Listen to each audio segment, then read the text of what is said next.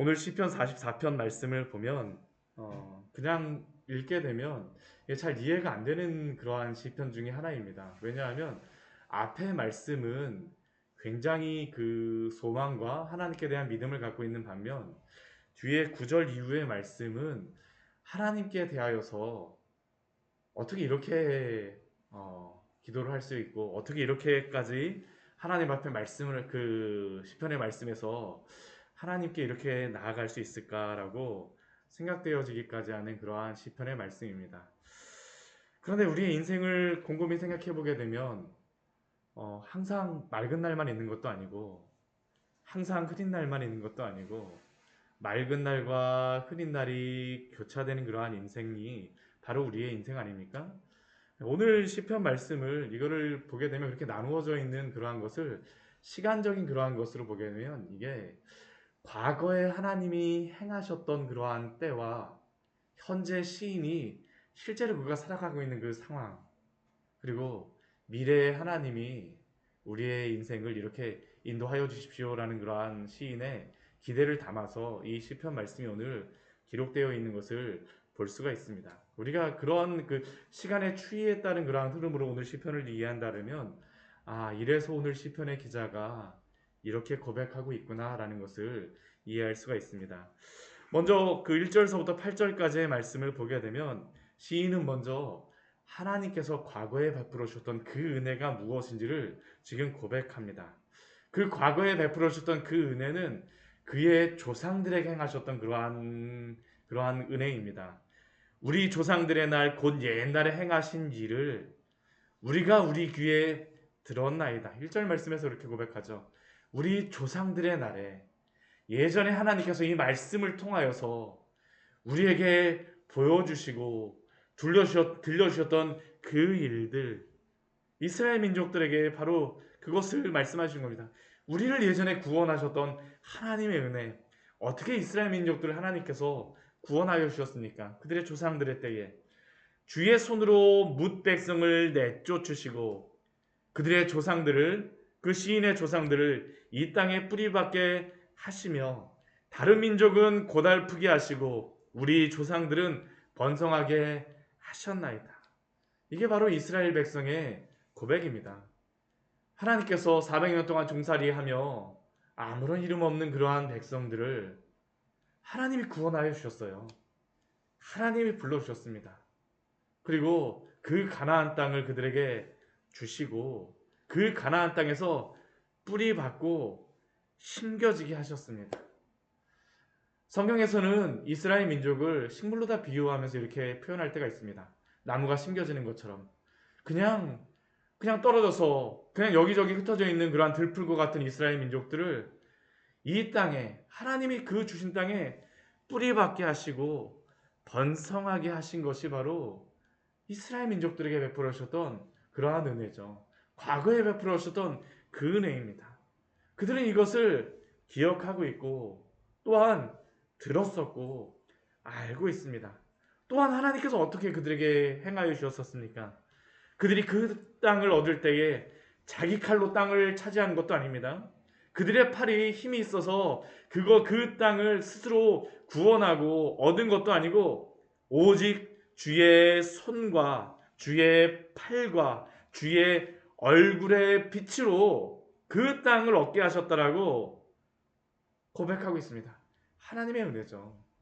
정말로 400년 동안 종살이하면서 무슨 전쟁을 하겠습니까? 그들이 아무리 광야에서 열심히 연습한다 해갖고 이미 그 땅을 차지하였던 그 민족들, 자기 스스로 지킬 수 있는 그 능력을 가졌던 그러한 사람들과 어떻게 경쟁을 하겠습니까? 벽돌을 지었던 그 사람들이 조금 사람들이 많다고 해서 전쟁을 이길까요? 쉽지 않습니다. 그들이 고백할 수 있는 이유는, 그들이 그 땅을 차지할 수 있는 이유는 주의 오른손과 주의 팔과 주의 얼굴의 빛으로 하셨다라는 것이 바로 그들의 고백일 수밖에 없죠. 하나님의 은혜입니다. 10가지의 쟁으로 애굽에서 구원하여 주시고 홍해를 갈라주시고 광야에서 만나로 먹여주시고 때때마다 마시게 하여 주신 그 하나님의 은혜, 가나안 땅에 들어가서는 여리고 땅을 그냥 7번 그냥 돌고 나서 소리 한번 질렀을 때 그냥 그들이 얻게 하셔 주셨던 하나님의 은혜, 요단강을 그들이 다 마른 것을 보면서 찬양하며 지나갈 수 있게 하셨던 하나님의 은혜, 오직 하나님의 오른손과 하나님의 팔과 주의 얼굴에 빛으로 하셨음이 바로 그들의 고백이죠. 그래서 4절에서 그는 이렇게 고백합니다. 지금 이 시점에서 그가 이렇게 고백을 해요. 이런 것을 기억하면서 하나님이여 주는 나의 왕이십니다. 당신이 나의 왕이실 수밖에 없어요. 이러한 말씀을 기억한다면 이 고백이 우리의 입에서 나올 수밖에 없지 않습니까? 우리가 말씀을 보면서 하나님이 이렇게 구원하여 주신 이 하나님의 은혜, 하나님 오늘도 우리를 구원하여 주시고 우리에게 구원을 베푸소서.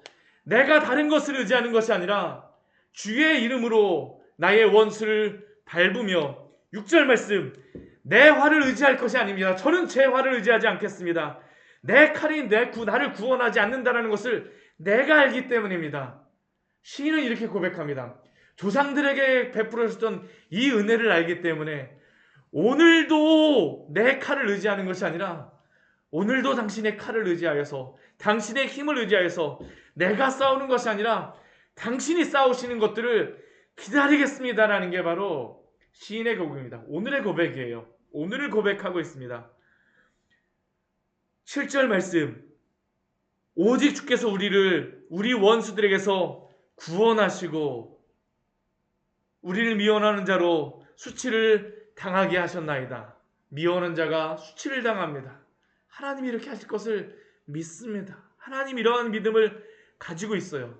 그래서 그들은 오늘도 자랑하며 영원히 감사하리이다. 이렇게 고백을 합니다. 과거에 행하셨던 하나님의 은혜, 우리도 그렇지 않습니까? 때때로 우리가 넘어지게 되고 우리가 낙심하게 될 때가 있습니다. 분명히 낙심할 때가 있습니다. 아무리 믿는 성도라 할지라도 낙심 없는 성도는 저는 한 명도 없는 것 같아요. 때때로 낙심할 때가 분명히 있습니다. 자신감도 떨어질 때가 있고 때로는 육체적으로 병이 들거나 아니면 여러 가지 연약한 부분들이 생각할 때마다 우리가 그것을 벗어나는 방법이 무엇입니까? 이전에 하나님께서 행하여 주셨던 그 은혜를 고백하게 되면 하나님이 베풀어 주셨던 그 은혜를 고백하게 되면 하나님의 말씀 우리가 읽게 되면 하나님이 우리를 붙잡아 주심을 오늘도 알지 않습니까? 그리고 그 은혜 안에 살아가겠다라고 다짐을 하죠. 그런데 9절 이후의 말씀에서는 이러한 하나님의 과거에 베풀어 주셨던 그 은혜도 알고 또한 지금도 그렇게 다짐을 하지만 실제적인 상황은 그렇지 않아요. 우리 9절서부터 16절의 말씀에 이 시인의 고백을 한번 보십시오. 지금 이들이 실질적으로 처해 있는 상황은 바로 이것입니다. 그러나 이제는, 보통 그러나 이제는 하게 되면 하나님의 구원을 이야기하는데 오늘 시편 44편 말씀은 그렇지 않습니다. 완전히 반대입니다. 그러나 이제는, 과거에는 이렇게 구원을 베풀어 주셨고 또한 지금도 이렇게 믿음으로 나는 살아가겠다라고 다짐을 하지만 그러나 이제는 지금 내 상황은 주께서 우리를 버려두신 것 같습니다. 우리 군대와 함께 나아가지 않습니다. 오히려 대적들에게서 우리는 쫓겨서 되돌아설 수밖에 없고 원수들이 우리의 그러한 날에 쳐들어와서 모든 것을 탈취해가고 우리의 상황은 잡아먹힐 양과 같고 하나님께서는 우리를 헐값으로 파시는 것처럼 보이고 우리를 둘러싸고 있는 그 원수들은 우리를 조소하고 조롱하며 우리는 이야기거리가 되고 세상 사람들은 안주거리로 삼는다고 이야기를 하죠. 예수님 믿는데도 그럴 수가 있어? 어떻게 그런 거를 당할 수가 있어?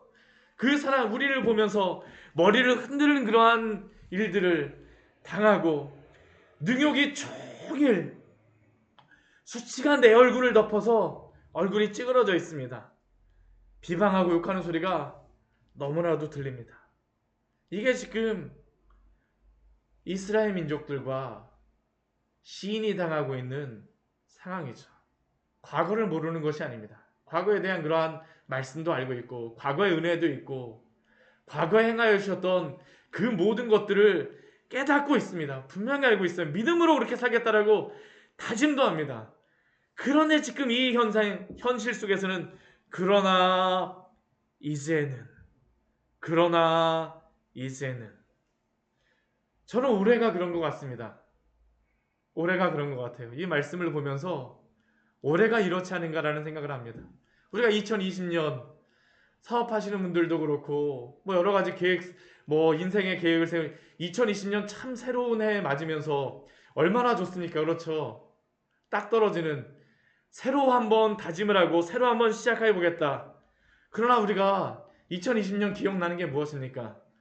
마스크 쓰고 다니고 다른 것보다 사람들 만나는 게 반가운 게 아니라 오히려 사람들 만나게 되면 저 사람 혹시 코로나 걸린 사람과 접촉한 게 아니야 하면서 우리의 마음속에 알게 모르게 걱정과 관심이 가득 차 있죠.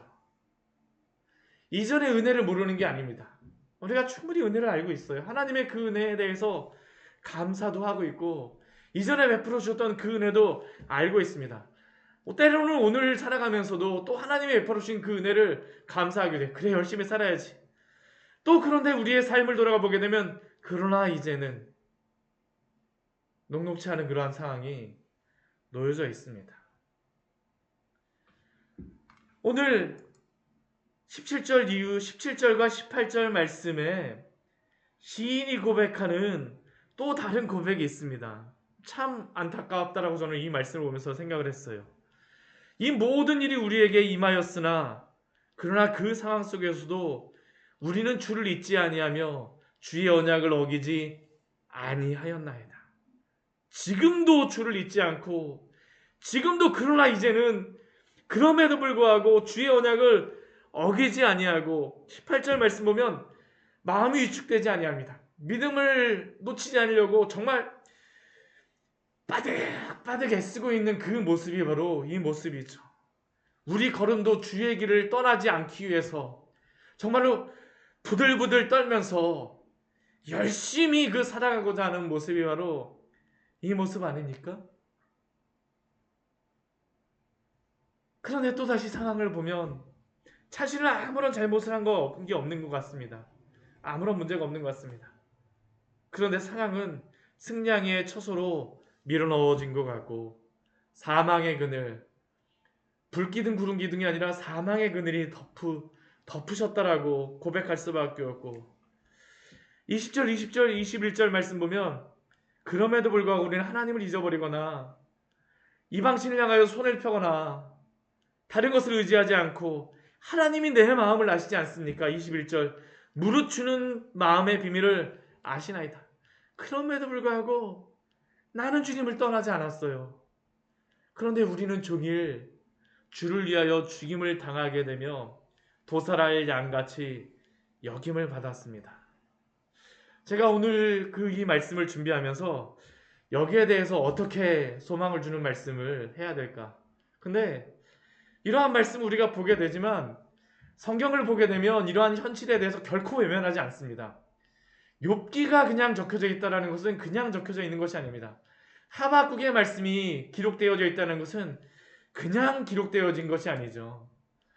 믿음을 갖고 있음에도 불구하고 소망을 갖고 있음에도 불구하고 우리의 믿음과 또한 현실이 괴리된 것과 같은 그러한 상황이 분명히 있다라는 것 아닙니까?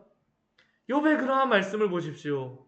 욥기 1장 1절의 말씀에 보게 되면 하나님을 경외하고 온전하며 정직하여 악에서 떠난 자가 바로 욥이라고 하였는데 3장 이후의 말씀에 보게 되면 욥은 오늘 시편 44편 9절 이후서부터 22절까지의 말씀의 고백을 그대로 하고 있습니다.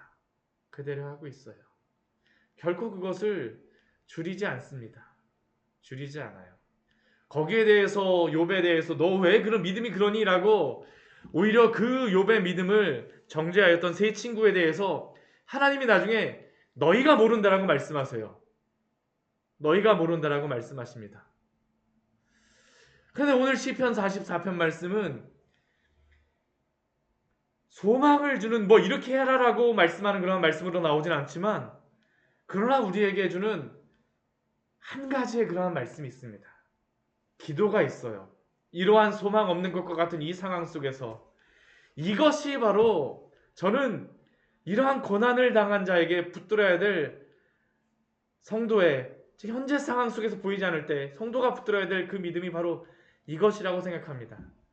오늘 우리 23절 말씀 보게 되면 이렇게 시인이 기도하죠. 주여 깨소서, 주여 일어나시고 영원히 버리지 마소서. 우리 26절 말씀도 이렇게 말씀하죠. 일어나 우리를 도우소서. 시인이 하나님께 바라는 것은 다른 것이 아닙니다. 하나님이 어떠한 분이라는 것을 분명히 알고 있습니다. 하나님이 어떠한 분인 것을 알고 있어요. 그가 바라는 것은 다른 게 아닙니다. 하나님, 저는 당신이 지금도 일어나셔서 역사하시면 동일하게 일하실 줄 믿습니다라는 게 바로 시인의 고백입니다. 그래서 시인이 무엇이라고 기도합니까? 주여 깨소서, 주여 일어나 우리를 도우소서, 주여 일어나서 우리를 구원하소서라는 게 바로 시인의 고백이죠. 저는 우리의 삶 속에서 끝까지 붙들어야 될 믿음이 바로 이것이 아니겠습니까? 코로나가 정말로 여러 가지 어려움을 많이 주고 있습니다. 당장은 뭐 어떻게 될지를 잘 모르겠어요. 어제도 보니까 백신이 나오고 뭐 치료제가 나와서 참 소망이 있는 것 같다라고 생각을 해봤지만 또 그게 아닌 것 같다라는 그런 생각도 들기도 합니다. 백신을 맞았던 그러한 사람이 다시 걸렸다라는 이야기도 들고 사실 확실한 것은 분명히 없습니다. 그러나 믿음의 성도들에게는 이것은 우리가 한 가지 분명히 가질 수 있죠. 주님께서 일어나셔서 우리를 도우시면 우리를 오늘도 구원하실 수 있는 줄 믿습니다. 바로 우리가 가지는 믿음이 바로 이것 아닙니까? 일어나 도우소서. 당장 내 눈에 보이지 않지만 하나님이 일어나시면, 하나님이 도우시면 하나님이 우리를 구원하실 줄 믿습니다. 우리의 인생은 과거와 현재와 미래로 구성되어집니다. 현재의 삶에 따라서 너무나도 영향을 많이 받아요. 어제까지만 해도 너무 좋았어도 오늘 하루 너무 힘들게 되면 당장 내일이 어떻게 될지 모릅니다. 또한 어제가 아무리 안 좋고 안 좋았다 할지라도 오늘 너무나도 좋게 되면 내일은 너무나도 잘 될 것 같아요. 그러나 우리는 그 모든 것들을 다 알지 못합니다. 알지 못한다는 게 우리가 고백할 수 있는 그러한 것이죠. 현실적인 고백입니다. 그러나 믿음의 성도는 한 가지는 알고 있습니다. 일어나 도우시는 하나님께서 우리를 붙들어 주시면 오늘도 그 안에서 우리가 그 모든 일들을 넉넉하게 감당하며 나아갈 줄 믿습니다. 아멘. 2020년 오늘 마지막 새벽 예배입니다. 저는 그래서 오늘 시편 44편 말씀을 보면서 이게 왜 마지막 새벽 예배 말씀으로 나왔을까라고 고민을 했었는데 이 말씀을 보면서 저에게 참 은혜가 되어졌어요. 마지막까지 그래도 우리가 우리의 믿음을 붙들고 이 새벽에 나와서 기도할 수 있다는 것 자체가 하나님의 은혜 아닙니까? 주여 오늘도 일어나 도와주시고 이 민족을 향하여서 이 나라를 향하여서 또한 우리의 가정을 향하여서 나의 마음을 향하여서 우리 주님을 끝까지 붙드는 그 믿음으로 살아가게 하여 주시옵소서. 넉넉히 이기게 하여 주시옵소서. 같이 기도하기를 원합니다. 같이 기도하시겠습니다. 하나님,